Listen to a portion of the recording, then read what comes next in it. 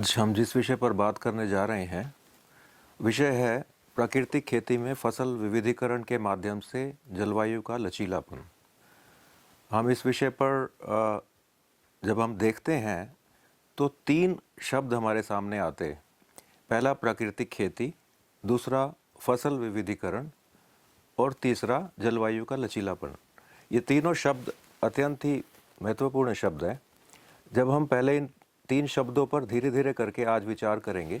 सबसे पहले हम बात करते हैं जलवायु लचीली कृषि के बारे में। ये एक, जिसे क्लाइमेट रिजिलिएंट एग्रीकल्चर करके कहते हैं, ये एक ऐसा दृष्टिकोण है जिसमें जलवायु परिवर्तनशीलता के तहत दीर्घकालिक उच्च उत्पादकता और कृषि आय प्राप्त करने के लिए फसल और पशुधन उत्पादन प्रणालियों के माध्यम से मौजूदा प्राकृतिक संसाधनों का स्थायी रूप से उपयोग करना शामिल है।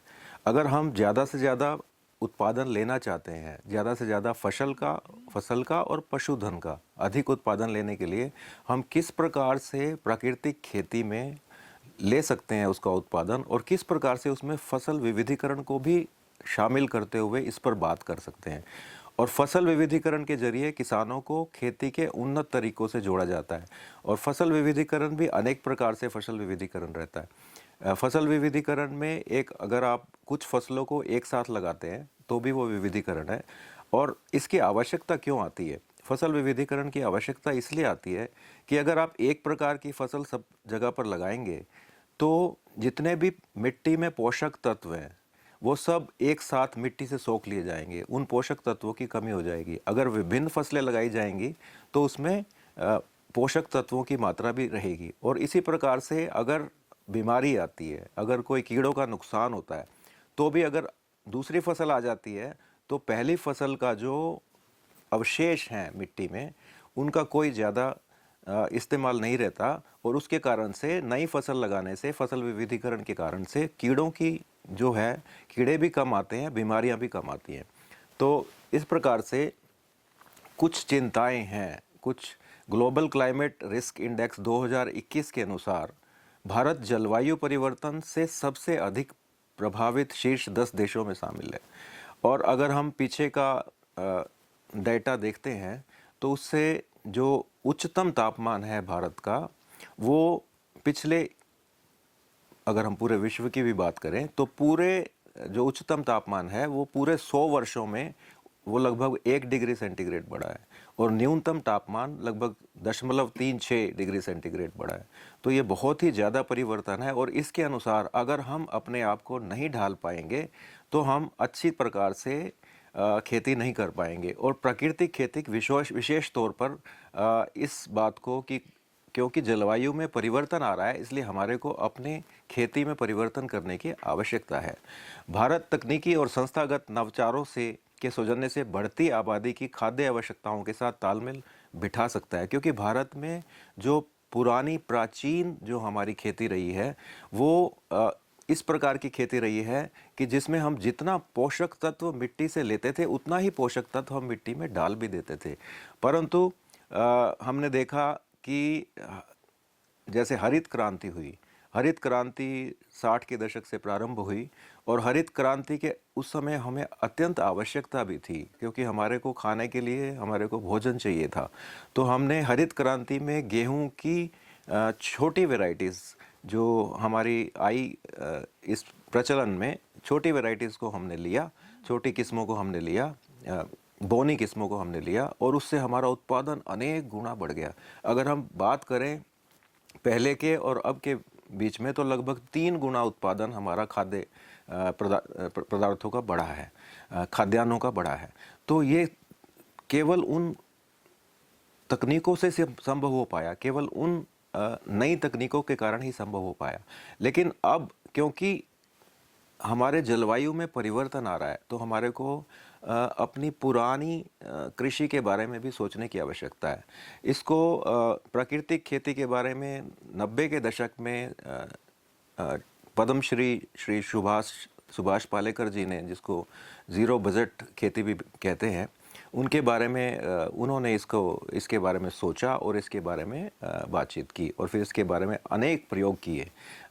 कई अध्ययनों से पता चलता है कि स्थानीय खाद्य आपूर्ति में व्यवधान और ग्रामीण आय और गरीबी पर नकारात्मक प्रभावों से जुड़े परिणामों के साथ जलवायु परिवर्तन का फसल उत्पादन पर पहले से ही स्पष्ट प्रभाव है।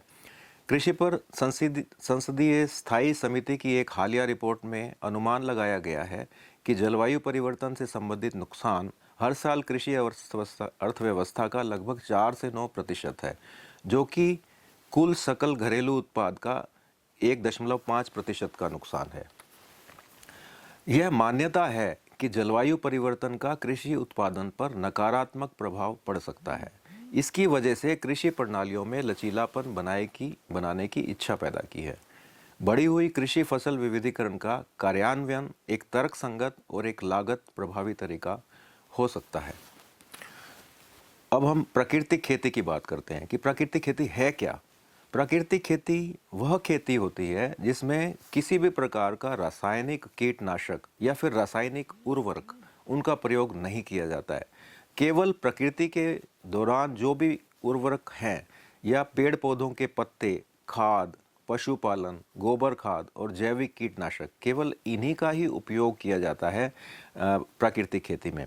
इसमें एक विशेष बात है कि आधुनिक रासायनिक खेती में हम पौधों का पोषण देते हैं, जबकि प्राकृतिक खेती में हम मिट्टी को पोषण देते हैं।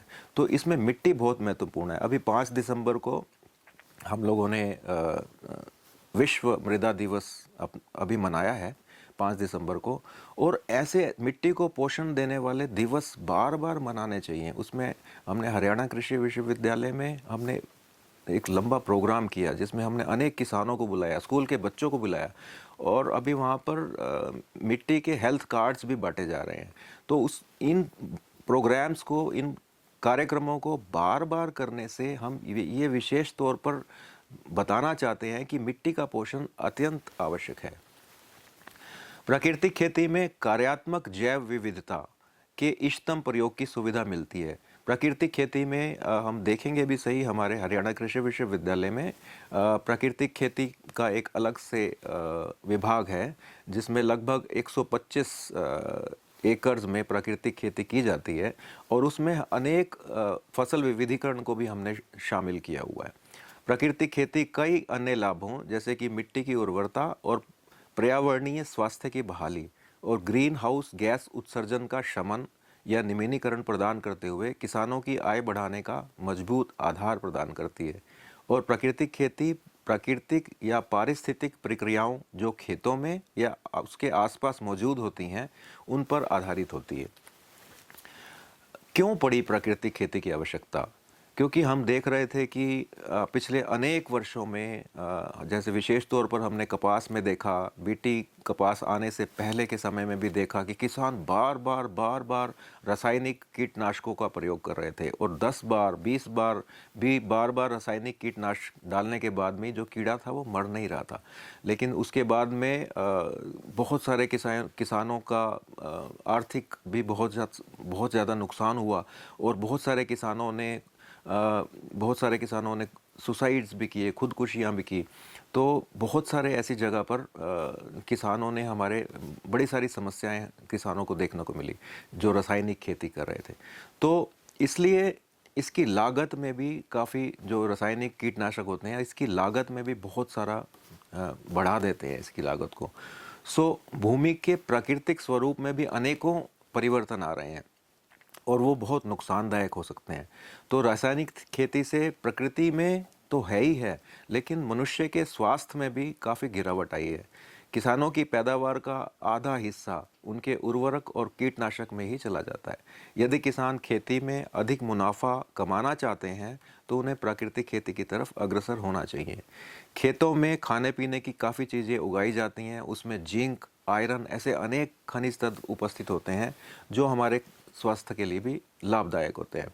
तो रासायनिक खाद और कीटनाशक के उपयोग से ये खाद्य पदार्थ अपनी गुणवत्ता खो देते हैं, जिससे हमारे शरीर पर इनका बुरा असर पड़ता है। रासायनिक खाद और कीटनाशक के उपयोग से हमारी ज़मीन की अपनी उर्वरक क्षमता भी कम हो रही है। यह भूमि के लिए बहुत हानिकारक है। इससे तैयार खाद्य पदार्थ मनुष्य और जानवरों की सेहत पर बुरा असर डालते हैं। हम जानते हैं कि एक रेलगाड़ी चलती है जो पंजाब से चलती है और राजस्थान तक पहुंचती है, उस गाड़ी का नाम ही कैंसर ट्रेन रखा हुआ है। और वो कैंसर ट्रेन उसको इसलिए कहते हैं कि वहाँ कपास में इतना ज़्यादा रासायनिक कीटनाशकों का प्रयोग करते थे वहाँ के किसान, तो वहाँ पर उन किसानों को उस पूरे के पूरे क्षेत्र में ही कैंसर फैलता है। तो वो वहाँ इलाज कराने के लिए पंजाब से राजस्थान जाते हैं। तो उस रेलगाड़ी में जितने किसान रहते हैं वो सभी बहुत सारे किसान उसमें जो कैंसर से पीड़ित रहते हैं, जो कि रासायनिक उर्वरकों का प्रयोग करके होते हैं। और बहुत सारे किसान जो है वो सुसाइड्स करते हैं क्योंकि उनके बहुत सारे उसमें उनके पास आर्थिक जो है उनका संतुलन बिगड़ा है। रासायनिक खाद और कीटनाशक के उपयोग से मिट्टी की उर्वरक क्षमता काफ़ी कम हो गई है, जिससे मिट्टी के पोषक तत्वों का संतुलन भी बिगड़ गया है। इस मिट्टी की घटती उर्वरक क्षमता को देखते हुए प्राकृतिक खेती अत्यंत ही महत्वपूर्ण है। अब हम देखेंगे कि प्राकृतिक खेती के 4 सिद्धांत हैं। क्या क्या 4 सिद्धांत हैं? पहला सिद्धांत है कि खेतों में कोई जुताई नहीं करना। क्यों? क्योंकि जुताई स्वयं स्वाभाविक रूप से पौधों की जड़ों में प्रवेश केंचुए अपने आप और जो छोटे प्राणी होते हैं वो अपने आप ही उस जुताई को कर देते हैं। दूसरा सिद्धांत है कि जैसे किसी प्रकार तैयार खाद, रासायनिक उर्वरकों का प्रयोग न किया जाए। इस प्रकार हरी खाद या गोबर की खाद केवल उसी को ही उपयोग में लाया जाता है। और तीसरा सिद्धांत है कि इसमें कोई किसी प्रकार की निराई गुड़ाई ना की जाए, ना तो हलों से और ना ही शाकनाशियों से। और क्योंकि मिट्टी को उर्वर बनाने के लिए जैव बिरादरी में संतुलन स्थापित करने में प्रमुख भूमिका निभाते हैं। तो बुनियादी सिद्धांत यही है कि खरपतवार को पूरी तरह से समाप्त नहीं किया जाए, बल्कि उसका नियंत्रण किया जाए। अगर हम रासायनिक कीटनाशक डालते हैं तो खरपतवार एकदम से समाप्त हो जाते हैं और जो उसको संतुलन बिगाड़ने में अपना कार्य करते हैं। और चौथा सिद्धांत है कि रसायनों पर बिल्कुल निर्भर ना होना। और जितनी भी बीमारियां, कीट, अंशतुलन की समस्याएं खड़ी होती हैं, ये शुरू हो गई। और इनको छेड़छाड़ ना करने से प्रकृति संतुलन बिल्कुल यही रहता है। और सुभाष पालेकर साहब भी कहते हैं कि अधिक गहरी जुताई जो है वो बिल्कुल आवश्यक नहीं है। और प्रकृति की खेती अगर हम करते हैं तो उसमें हमारे पानी की काफ़ी मात्रा में बचत होती है। तो पानी जो है वो लगभग 10% पानी, जो अगर हम दूसरी खेती करते हैं, नॉर्मल खेती करते हैं, जो आमतौर पे खेती करते हैं, उससे लगभग 10% पानी जो है वो हमारा प्राकृतिक खेती में लगता है। 90% पानी तक की हमारी बचत हो जाती है। क्या क्या लाभ हैं प्राकृतिक खेती के? अगर हम किसानों की दृष्टि से देखें तो आपकी भूमि की उपजाऊ क्षमता बढ़ जाती है। सिंचाई के अंतराल में वृद्धि होती है क्योंकि पानी की जो है खपत बहुत कम हो जाती है। रासायनिक खाद पर निर्भरता कम होने से इसकी लागत में भी कमी हो जाती है, क्योंकि रासायनिक खाद और रासायनिक कीटनाशक जो है वो काफ़ी महंगे होते हैं। और फसलों की उत्पादकता में वृद्धि होती है। और बाज़ार में क्योंकि जैविक उत्पादों की मांग बढ़ने से उनको ज़्यादा दाम मिलते हैं और किसानों की आय में भी इसके कारण से वृद्धि होती है। अगर हम मिट्टी की दृष्टि से देखें, और हम देख भी रहे हैं कि मिट्टी की दृष्टि से जैविक खाद के उपयोग करने से भूमि की गुणवत्ता में सुधार आता है, भूमि की जल धारण की क्षमता बढ़ती है और भूमि में से पानी का वाष्पीकरण कम होता है। अब भूमि की जल धारण की क्षमता भी बढ़ती है और भूमि जो है टूट फूट भी नहीं होती है, क्योंकि उसकी सिर्फ जो ऊपरी परत है उस पर हम आच्छादन करते हैं, उस पर हम ऊपरी परत को संभाल कर रखते हैं ताकि उसका नाश ना हो। अगर हम प्राकृतिक खेती के लाभ पर्यावरण की दृष्टि से देखें तो भूमि के जल स्तर में वृद्धि होती है, मिट्टी, खाद्य पदार्थ और जमीन में पानी के माध्यम से होने वाले प्रदूषण में कमी आती है। कचरे की खाद बनाने में उपयोग होने से बीमारियों में कमी आती है। फसल उत्पादन की लागत में कमी और आय में वृद्धि होती है। और बाजार की बात करें तो बाजार में जैविक उत्पाद की गुणवत्ता का खरा उतरता है और उससे दाम भी उनको, किसानों को अधिक मिलते हैं। अब हम आते हैं फसल विविधीकरण पे। फसल विविधीकरण में कम लाभप्रद फसलों के स्थान पर अधिक लाभप्रद फसलों को अपनाने से फसल विविधीकरण से किसानों को अत्यंत लाभ मिलते हैं। फसल प्रजातियां व क्रॉपिंग सिस्टम में बदलाव करके और आंतरिक और अंतर्राष्ट्रीय बाजार में निर्यात एवं प्रतियोगिता को बढ़ावा मिलता है। पर्यावरण संरक्षण होता है और कृषि, उद्यान, पशुपालन एवं कुक्कुट पालन मत्स्य पालन और वनों के लिए उपयुक्त दशा तैयार करने की रणनीति को फसल विविधीकरण कहते हैं। अब हम केवल फसलों की बात ही नहीं कर रहे, उसमें उद्यान, उसमें पशुपालन, उसमें कुक्कुट पालन, उसमें मत्स्य पालन और अनेक प्रकार के पेड़ों को लगाने से भी किसानों को अत्यंत लाभ मिलता है। और इससे हम पहले भी बात कर चुके हैं कि इससे बीमारियां जो हैं वो उनका नियंत्रण होता है, उनका कीटों कम आते हैं, क्योंकि बार बार फसल बदल जाती है, दूसरी फसल आ जाती है। दो प्रकार का फसल विविधीकरण रहता है, एक क्षैतिज और दूसरा आता है ऊर्ध्व। क्षैतिज में एक ही वर्तमान जो फसल पद्धति है उसमें अधिक फसलों का समावेश कर देते हैं, अधिक फसलों को लाते हैं। जैसे हम अभी इस एक स्लाइड के माध्यम से देखेंगे कि हम पेड़ लगाते हैं, हम जैसे अमरूद के पेड़ लगाते हैं, तो अमरूद के दो लाइनों के, दो कतारों के बीच में जो स्थान बचता है उसमें अनेक प्रकार की सब्जियां हम लगा देते हैं। उसमें प्याज लगाते हैं, उसमें पालक लगाते हैं, उसमें टमाटर लगाते हैं और उसमें किसी भी प्रकार की सब्जी उसमें लगा के किसानों को दोनों प्रकार का, जब तक अमरूद की फसल तैयार होती है उससे पहले वो सब्जी की फसल तैयार कर सकते हैं। ऊर्ध्वर विविधीकरण में हम फसलों के उद्योगीकरण की मात्रा एवं स्थिति को बताती है। जैसे सब्जी फसल से निर्मित उत्पाद बनाना, कैनिंग करना, ये हमारे हरियाणा कृषि विश्वविद्यालय में सेंटर ऑफ एक्सीलेंस में एक अनेक अनूठी पहल की गई है कि वहाँ पर हम लोग बाजरा के बिस्कुट बनाते हैं, बाजरा के अनेक प्रकार के उत्पाद बनाते हैं, बाजरा से बहुत प्रकार के, जैसे अनेक प्रकार के बाजरा से हम लोग उसके उत्पाद बनाते हैं। और फिर उनको एक हमारा विद्यार्थियों का ELP प्रोग्राम रहता है, एजुकेशन लर्निंग प्रोग्राम, उसमें ELP के माध्यम से अर्निंग थ्रू लर्निंग रहता है कि आप अधिक पैसा, विद्यार्थी जो भी प्रैक्टिकल करते हैं, प्रैक्टिकल से जो सीखते हैं उस प्रकार के उत्पाद बनाते हैं और फिर उससे जो मुनाफा कमाते हैं उस मुनाफे में उनका भी शेयर रहता है, और क्या क्या लाभ है कृषि विविधीकरण करके। ये हमारे को उत्पादन बढ़ता है, इससे तो पोषण सुरक्षा मिलती है, इससे अधिक आमदनी होती है, तो ये गरीबी उन्मूलन में सहायक है। और संसाधनों का उपयुक्त प्रयोग होता है इसमें, और भूमि की उपजाऊ शक्ति में बढ़वार होती है, वृद्धि होती है, किसानों को रोजगार के अवसर मिलते हैं, टिकाऊ कृषि विकास होता है और पर्यावरण में भी सुधार होता है। हम हरियाणा कृषि विश्वविद्यालय में हम जो विद्यार्थी लोग कार्य करते हैं, उन विद्यार्थियों को हर सप्ताह एक लेक्चर करवाते हैं, मोटिवेशनल लेक्चर, और उसमें हम अनेक प्रकार से किसानों को जो प्राकृतिक खेती कर रहे हैं या फिर वो जो अपने उत्पाद बना रहे हैं, जो फसल कृषि विविधीकरण कर रहे हैं, वो कैसे उन्होंने फसल विविधीकरण को अपनाया और कैसे वो लाभ कमा रहे हैं, वो अपने जब स्वयं के अनुभव बताते हैं तो विद्यार्थी जो है वो और किसान जो है वो बहुत प्रोत्साहित होते हैं। तो इस प्रकार से अनेक प्रकार के जो ट्रेनिंग्स हैं, जो कार्यक्रम हैं किसानों के लिए और विद्यार्थियों के लिए, जो विशेष तौर पे कृषि के विद्यार्थी हैं, वो बहुत ही लाभदायक होते हैं। अगर कृषि विविधीकरण की तकनीकों की बात की जाए तो जो जिस भूमि का उपयोग नहीं हो रहा, उस भूमि के विकास में मदद मिलती है, उस भूमि का विकास होता है।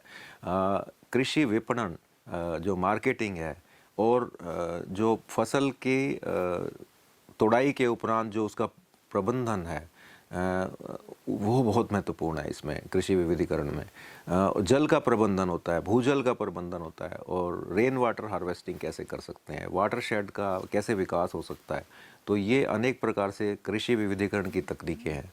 फसल को कैसे सघनता हो सकती है, एक वर्ष में कैसे ज़्यादा फसलें लगा सकते हैं, एक साथ कई फसलों को कैसे ले सकते हैं, इंटरक्रॉपिंग कैसे कर सकते हैं, कई फसलों को इंटीग्रेट कैसे कर सकते हैं। अगर हमने गेहूं लिया और गेहूं के समाप्त होने के बाद में जैसे ही हमारा गर्मी का सीज़न आया तो गर्मी में हम मूंग लगा सकते हैं। तो इस प्रकार से मूंग बहुत कम समय की फसल है लेकिन किसानों को अधिक मुनाफा दे सकती है।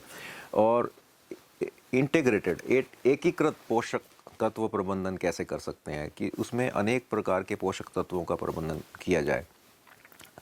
उन्नत किस्म के, संकर किस्म के बीजों का प्रयोग करने से भी कृषि विविधीकरण में लाभ मिलता है। संरक्षित खेती यानी कि जो प्रोटेक्टेड फार्मिंग है, संरक्षित खेती जो है आजकल बहुत किसान इसको अपना रहे हैं और बहुत लाभ कमा रहे हैं, जिसमें वो खीरा उगाते हैं, जिसमें वो टमाटर उगाते हैं और जिसमें वो शिमला मिर्च उगाते हैं, अलग अलग वो संरक्षित खेती, प्रोटेक्टिव कल्टीवेशन के दौरान। और विशेष तौर पे जितनी पौधे को जितनी भी आवश्यकता हो, जैसे पोषक तत्वों की आवश्यकता है, उतने ही पोषक तत्व पौधे को प्रदान किए जाते हैं।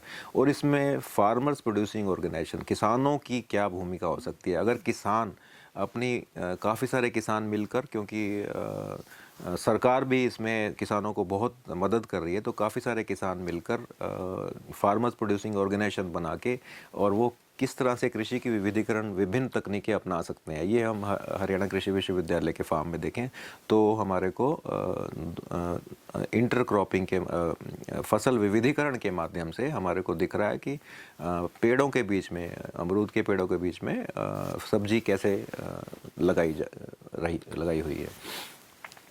जहाँ तक भारत कृषि में विविधीकरण की प्रगति की बात है, तो इस समय प्रतिवर्ष लगभग 275 मिलियन से अधिक खाद्यान्न पैदा कर रहा है भारत। और 1960 के दशक के दौरान पहली हरित क्रांति ने रिकॉर्ड कृषि उत्पाद प्राप्त करने में सहायता दी। हरित क्रांति अनिवार्य रूप से आपूर्ति चालित थी और उत्पादन बढ़ाने और आवश्यक खाद्यान्नों की आपूर्ति बढ़ाने के लिए बड़े प्रोत्साहन दिए गए थे। लेकिन जो तकनीकें अपनाई थी उसमें अभी हमने पहले बात भी की कि रासायनिक उर्वरकों का व्यापक उपयोग किया गया, सिंचाई काफ़ी ज़्यादा की गई, बहुत सारी भारी मशीनरी का उपयोग किया गया और कीटनाशक दवाओं का प्रयोग किया गया। हरित क्रांति ने नए बीजों, उर्वरकों और सिंचाई के पैकेज का प्रयोग करते हुए भारत में उत्पादन तो काफ़ी बढ़ाया। लेकिन उसके साथ साथ हरित क्रांति की पहली अवस्था के बाद श्वेत क्रांति आई, जिसमें दुग्ध उत्पादन काफ़ी बढ़ा। लगभग 90 मिलियन टन दूध का उत्पादन के साथ भारत विश्व में सबसे अधिक दूध उत्पादकों में एक है। नीली क्रांति जिसमें मत्स्य पालन, पीली क्रांति जिसमें विशेषकर खाद्य तेल, सरसों, और भूरी क्रांति जिसमें मिट्टी का पोषण। इन उपलब्धियों के अलावा भारत फलों और सब्जियों के उत्पादन में भी ऊंचा स्थान रखता है। यद्यपि ये भारतीय कृषि के विविधीकरण की दिशा में उठाए गए कुछ मुख्य कदम हैं, परंतु ये भारत के लिए तो पर्याप्त नहीं है, जिसकी जनसंख्या 2025 तक 140-150 करोड़ होने का पूर्वानुमान लगाया गया है। तो कृषि विविधीकरण बहुत बहुत ज़रूरी है। कृषि विविधीकरण की सघनीकरण की योजना, फसल योजना निर्माण में रिमोट सेंसिंग आंकड़ों का प्रयोग ये किया जा सकता है। छोटे किसानों के लिए लाभकारी क्रॉपिंग सिस्टम दिया जा सकता है। अनुपयोगी भूमि को कृषि के क्षेत्र में लाया जा सकता है। जलवायुगत क्षेत्रों के अनुसार फार्म मॉडल का विकास किया जा सकता है और मृदा की उर्वरता, स्वास्थ्य में सुधार और स्थायित्व, बीज प्रतिस्थापन दर को बढ़ाया जा सकता है। पानी का संतुलित उपयोग करना ये महत्वपूर्ण बात है, और ताकि भूजल पर ज़्यादा निर्भरता ना रहे, और पादप सुरक्षा के लिए एकीकृत इंटीग्रेटेड उपाय करे जाने चाहिए। कृषि के जो ऋण है उसमें सुधार की आवश्यकता है। प्रसार गतिविधियों का विस्तार करने की बहुत आवश्यकता है। अभी हमने बात की ट्रेनिंग्स प्रोग्राम्स की। कृषि विपणन तंत्र में मार्केटिंग में भी सुधार की आवश्यकता है। पशुपालन एवं दुग्ध विकास के क्षेत्र में पूंजी को बढ़ाना और मत्स्य पालन में पूंजी के उपयोग को बढ़ाना। तो ये अनेक जो कृषि विविधीकरण में इस प्रकार से योजना में सम्मिलित किए जाते हैं। कृषि विविधीकरण देश को सामाजिक आर्थिक उत्थान, रोजगार सृजन और पर्यावरण संरक्षण के अपने लक्ष्यों को प्राप्त करने में मदद करेगा। भारतीय कृषि क्षेत्र वर्तमान युग में आर्थिक उदारीकरण की नीतियों के प्रभाव से उत्पन्न आंतरिक और बाहरी दबावों का सामना कर रहा है। अनेक प्रकार के आंतरिक और बाहरी दबाव हैं, और हमारे अनेक किसान भी बहुत किसान सुसाइड कर रहे हैं। तो इसलिए हमें जलवायु परिवर्तन के साथ साथ कुछ ना कुछ कृषि विविधीकरण का करके और किसानों को कैसे हम उनकी आय को बढ़ाया जा सकता है, ये एक बड़ा महत्वपूर्ण प्रश्न है। स्थायी आत्मनिर्भरता प्राप्त करने और स्थायी विकास सुनिश्चित करने के लिए आने वाले वर्षों में कृषि विविधीकरण एक कुशल और प्रभावी प्रबंधन सिद्ध होगा। इसलिए विदेशी प्रतिस्पर्धा का सफलतापूर्वक सामना करने के लिए भारतीय कृषि में विविधता की आवश्यकता है। हालांकि देश की उत्पादन प्रणाली को बढ़ाए रखने में स्थान उपयुक्त नीतियाँ एक विशेष जिस स्थान पर हम कृषि कर रहे हैं उस जैसी ही नीतियाँ, उस जैसी ही उस स्थान के लिए योजनाएं बनाने की आवश्यकता है। जलवायु लचीला खेती को प्रोत्साहन देकर हम महत्वपूर्ण विकास, सतत विकास लक्ष्यों अर्थात गरीबी में कमी करना, खाद्य सुरक्षा को बढ़ाना, लचीला समुदाय, जलवायु क्रिया और पारिस्थितिक तंत्र की सुरक्षा के लक्ष्य को प्राप्त करने में योगदान कर सकते हैं। अभी हम प्राकृतिक खेती के देखेंगे कि 4 ऐसे चक्र हैं। एक तो जीवामृत, घन जीवामृत, सूखा घन जीवामृत, और दूसरा बीजामृत, और तीसरा आच्छादन, और चौथा वापसा। ऐसे 4 महत्वपूर्ण इसके चक्र हैं। जीवामृत, विशेष तौर पर जीवामृत जो है भूमि में जितने भी सूक्ष्म जीव होते हैं उनकी संख्या को बढ़ाने में विशेष तौर पर कार्य आता है। और इसमें देसी गाय का गोबर और देसी गाय का मूत्र और देसी और इसके साथ में जो हमारी दालें हैं और हमारी जो मिट्टी है, जो प्राकृतिक मिट्टी है, जिसमें जिसका नुकसान नहीं हुआ है, इन सब को मिलाकर इनकी अलग अलग मात्रा में इन सबको मिलाकर जीवामृत, घन जीवामृत और सूखा घन जीवामृत, घन जीवामृत और फिर सूखा घन जीवामृत अलग अलग प्रपोर्शन में बनाते हैं। और ताकि जो इसके अंदर हमारी मिट्टी के अंदर अनेक सूक्ष्म जीव हैं जिनकी संख्या को बढ़ाने में इनका अनेक योगदान है। इसी प्रकार से बीजामृत, ये भी विशेष तौर पर बीजों को इस बीजामृत से, जिसमें फिर से गौमूत्र, गोबर, गाय की गोबर, और ये देशी गाय का होना इसमें अत्यंत आवश्यक है। देशी गाय की गोबर, देशी गाय का मूत्र, और उसी प्रकार से अलग प्रकार से उसके अंदर मिट्टी, प्राकृतिक मिट्टी, जो पेड़ के नीचे की मिट्टी आमतौर पर ली जाती है, जिसका जो विशेष महत्वपूर्ण है, उनको मिलाकर और ये 2 या 3 दिन उनको मिलाकर एक विशेष अनुपात में मिलाया जाता है। और फिर वो बीजों को इससे ट्रीट किया जाता है, बीजों को, और फिर ताकि बीजों में अंकुर की क्षमता बढ़ती है और बीजों में अधिक बीज अंकुरित होते हैं और उनको अंदर से पोषण प्राप्त होता है। इसी प्रकार से तीसरा चक्कर है आच्छादन का। आच्छादन का, जिसे हम मल्चिंग कहते हैं अंग्रेजी में, आच्छादन एक विशेष क्रिया है जिसमें खेती में या तो फसलों के अवशेष को ऊपरी सतह पर बिछा देते हैं या तो फिर दूसरी फसलों को फसल की ऊपरी सतह पर बिछा देते हैं, ताकि जो वाष्पीकरण है उसमें कमी हो और भूमि में नमी जो है वो बनी रहे, और इससे खरपतवारों का भी काफ़ी नियंत्रण रहता है। और वापसा, जो जीवामृत और आच्छादन, इन 2 क्रियाएं करने से भूमि में वायु का जो प्रवाह रहता है, हम अगली स्लाइड में देखेंगे, तो आच्छादन से विशेष तौर पर भूमि में जल संग्रहण की क्षमता और सूक्ष्म जीवाणुओं तथा पौधों के लिए आवश्यक पोषक तत्वों की मात्रा में बढ़ोतरी, और उसके साथ साथ खरपतवार का नियंत्रण भी होता है। और वापसा, जिसमें जीवामृत और आच्छादन, इन दोनों का मिश्रण रहता है, और इसमें ह्यूमस जो है वो बड़ी तेज गति से इसका निर्माण होता है और भूमि में अच्छे जल प्रबंधन की प्रक्रिया प्रारंभ होती है। और फसल ना तो अधिक वर्षा तूफान में गिरती है, ना ही सूखे की स्थिति में गिरती है। तो फसल सुरक्षा के लिए जो प्राकृतिक खेती में उपाय हैं, उसमें नीमास्त्र है, उसमें ब्रह्मास्त्र है, उसमें अग्नि अस्त्र है। जो नीमास्त्र है वो उसमें नीम की या तो पत्तों का और या तो नीम की निम्बोलियों का, नीम के जो फलों का, उसका प्रयोग किया जाता है, और साथ में गोबर और गाय का मूत्र, वो सब मिलाया जाता है एक विशेष अनुपात में, और फिर वो फसल पर उसका डाला जाता है उसको। तो रस चूसने वाले कीड़े और छोटी सुंडी इल्लियों के नियंत्रण हेतु नीमास्त्र का उपयोग करते हैं, और ब्रह्मास्त्र जो है वो बड़ी सुंडियों और इल्लियों के लिए और कीड़ों के लिए, और उसी प्रकार से अग्नि अस्त्र, जो पेड़ के तनों या डंठलों में रहने वाले कीड़े, फलियों में होने वाली सुंडियों और फलों में होने वाली सुंडियों, और कपास के टिंडों में रहने वाली सुंडियों तथा सभी प्रकार की बड़ी सुंडियों में, इल्लियों में इसका प्रयोग किया जाता है। अभी हम बात करेंगे कि प्राकृतिक खेती में कुछ भ्रांतियां हैं। जैसे पहली भ्रांति है, बगैर दवाइयों के कीट और खरपतवार नियंत्रण नहीं हो सकता। जबकि वास्तविकता ये है कि प्राकृतिक खेती में खरपतवार होता ही कम है और उसके नियंत्रण के कई कारगर देसी तरीके उपलब्ध हैं।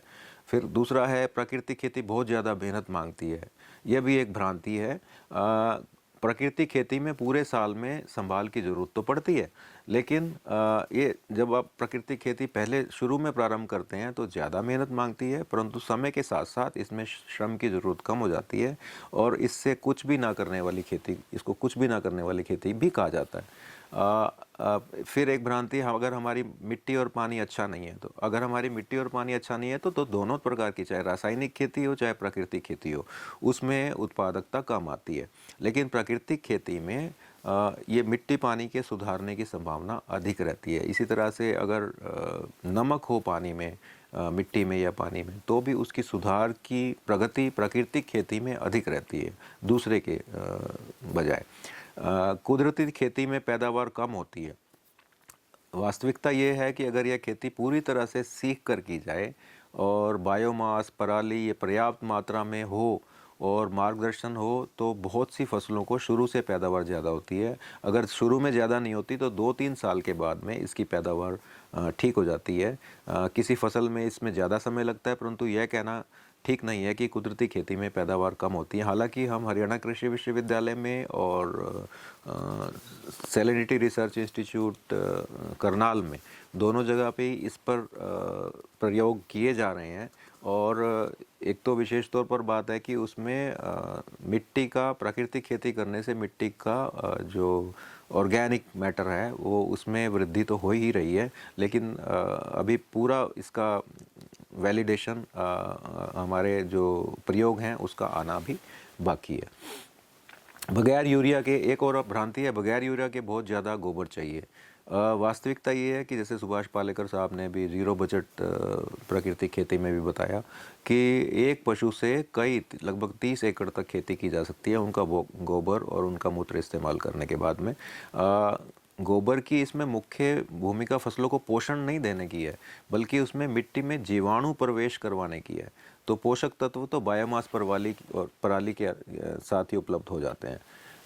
अगर हम अब सारी बातचीत का निष्कर्ष निकालें तो कृषि क्षेत्र में संभावित जलवायु प्रभावों का पैमाना और दायरा व्यक्तिगत क्षेत्र, विशिष्ट कार्यक्रमों और योजनाओं के वर्तमान अभ्यास से एक बदलाव की गारंटी देता है। तो हम जितने भी जलवायु लचीलापन है, उसमें अगर व्यक्तिगत क्षेत्र में विशिष्ट कार्यक्रम और योजनाएं अगर हम बनाएं उस विशेष स्थान की, तो जो है हमें ज़रूर प्रगति मिलेगी।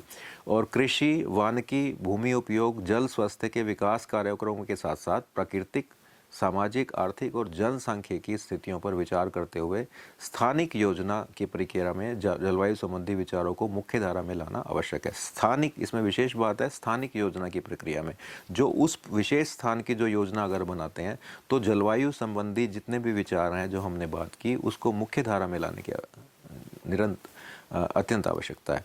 अब इसमें महत्वपूर्ण बात यह है कि इस क्षेत्र में जलवायु परिवर्तन के अनुकूलन के लिए न केवल बड़े और निरंतर वित्तीय निवेश की आवश्यकता होगी, बल्कि एक तो ज़्यादा वित्तीय निवेश भी चाहिए इसमें, और ज्ञान और मानव क्षमता की भी इसमें आवश्यकता होगी।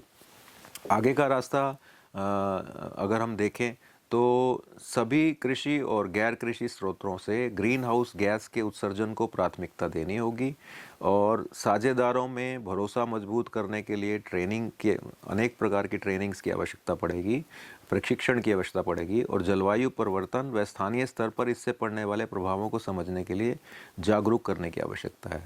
अगर जितनी मौजूदा प्रबंधन प्रैक्टिसेस हैं और ज़रूरी कृषि सलाहों के बीच में अभी भारी अंतर है, इस अंतर को कम करने की अत्यंत आवश्यकता है।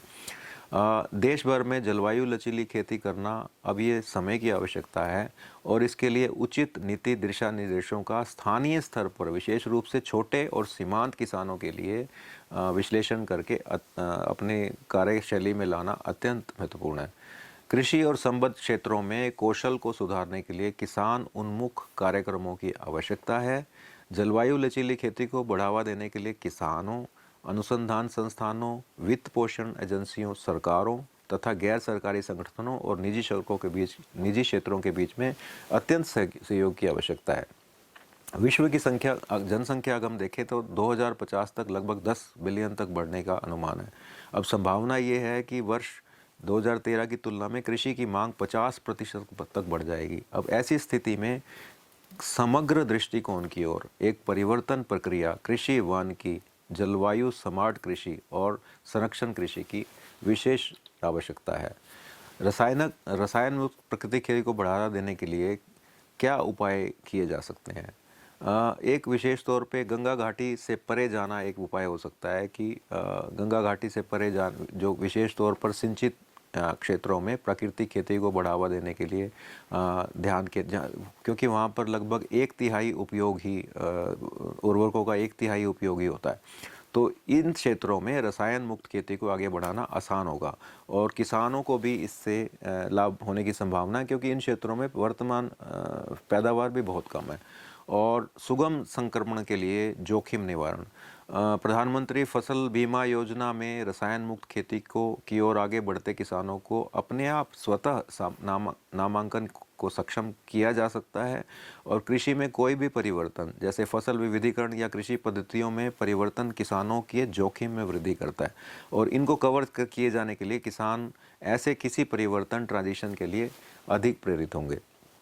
कृषि क्षेत्र में एमएसएमई को सहायता प्रदान करना, जो छोटे उद्योग हैं, जो स्मॉल उद्योग हैं या मीडियम एंटरप्राइजेज हैं, उनको रसायन मुक्त कृषि के लिए इनपुट्स का उत्पादन करने वाले छोटे उद्यमों को सरकार से सहायता प्रदान की जानी चाहिए।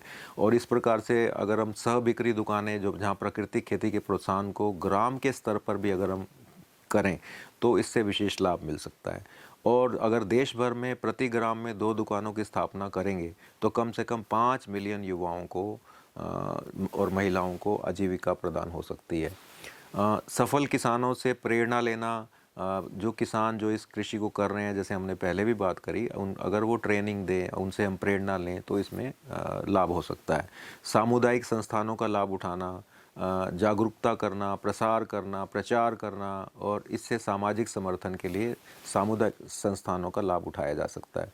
तो कुछ पहलें अभी तक हुई हैं प्राकृतिक खेती की। परंपरागत कृषि विकास योजना के अंतर्गत भारतीय प्राकृतिक कृषि पद्धति कार्यक्रम के रूप में इसको प्रोत्साहन मिल रही है और भारतीय कृषि पद्धति कार्यक्रम के अंतर्गत स्वदेशी प्रथाओं को बढ़ावा मिल रहा है, जो बाह्य रूप से खरीदे जाने वाले आदानों को कम करता है, इनपुट्स को कम करता है। और एक कृषि वानिकी पर उप मिशन है जिसका विशेष उद्देश्य यही है कि किसानों को कृषि फसलों के साथ बहुउपयोगी वृक्षों के रोपण के लिए प्रोत्साहित करें और न केवल अगर वो जलवायु के लचीलेपन में बल्कि किसानों की आय में भी वृद्धि करेंगे। और केवल आय में वृद्धि नहीं बल्कि लकड़ी आधारित जितने भी उद्योग हैं या हर्बल उद्योग हैं उसमें भी उन्नत फीड स्टॉक का मिलना प्रदान करेगा। राष्ट्रीय सतत कृषि मिशन जो कि national mission on sustainable agriculture है, उसको प्रौद्योगिकियों के विकास के लिए, प्रदर्शन और प्रसार के लिए शुरू किया गया है ताकि कृषि को जलवायु परिवर्तन के प्रतिकूल प्रभावों के प्रति लचीला बनाया जा सकते। और एक मिशन पूर्वोत्तर क्षेत्र के लिए जैविक मूल्य श्रृंखला विकास मिशन, इसमें यह इसके अंतर्गत यह एक उप मिशन है जिसका विशेष उद्देश्य है कि एक मूल्य श्रृंखला प्रारूप में प्रमाणिक जैविक उत्पादन को विकसित कैसे किया जाए। अगर 2022-23 का बजट देखें तो उसमें राष्ट्रीय कृषि विकास योजना 10,433 करोड़ रुपए दिया गया, जो कि पिछले साल की तुलना में लगभग 4.2 अधिक है। तो ये रसायन मुक्त खेती के जमीनी कार्यान्वयन हेतु अधिक धन प्रदान करेगा। अंतर्राष्ट्रीय स्तर पर प्राकृतिक खेती को रीजनरेटिव एग्रीकल्चर या पुनर्योजी कृषि के रूप में भी माना जाता है, जो पृथ्वी की रक्षा के लिए एक विशेष तौर पर रणनीति का कार्य करेगी। इसमें भूमि अभ्यासों का प्रबंधन करने और वायुमंडल से कार्बन को मिट्टी एवं पौधों में जबत सिक्वेस्ट्रिंग करने की जो क्षमता है वह वास्तव में काफ़ी उपयोगी होगी। तो अंत में हम इसको कंक्लूड करना चाहेंगे। यस्याम समुद्र उत सिंधुरापो यस्यामनम कृष्टय संबुभुव यस्यामिदम जिन्वती प्राण देजत सानो भूमि पूर्व पेय दत्तु।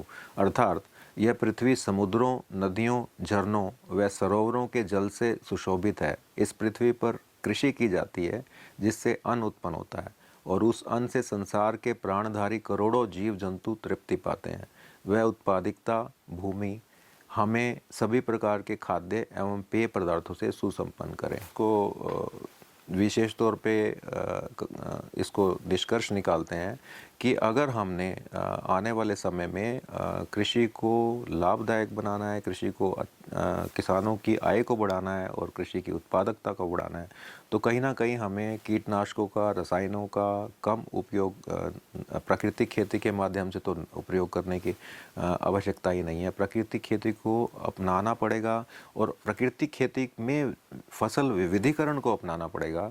और जिस फसल विविधीकरण में जिसमें पेड़ों का सम्मिलन, जिसमें पशुओं का सम्मिलित होना, जिसमें पोल्ट्री का सम्मिलित होना, जिसमें अनेक प्रकार के कृषि की पशु के हिसाब से और कृषियों के हिसाब से या फिर पेड़ों के बीच में दूसरी फसलों का लेना, इस प्रकार से फसल विविधीकरण को अपनाना अगर किसान अपनाएंगे तो जलवायु में जो लचीलापन है या फिर क्लाइमेट स्मार्ट एग्रीकल्चर है या क्लाइमेट रेजिलिएंट एग्रीकल्चर है, उसमें उस जलवायु के लचीलेपन से निपटने में अत्यंत जो है वो सहायता मिलेगी। आपने सुना, आपका बहुत बहुत धन्यवाद। Thank you.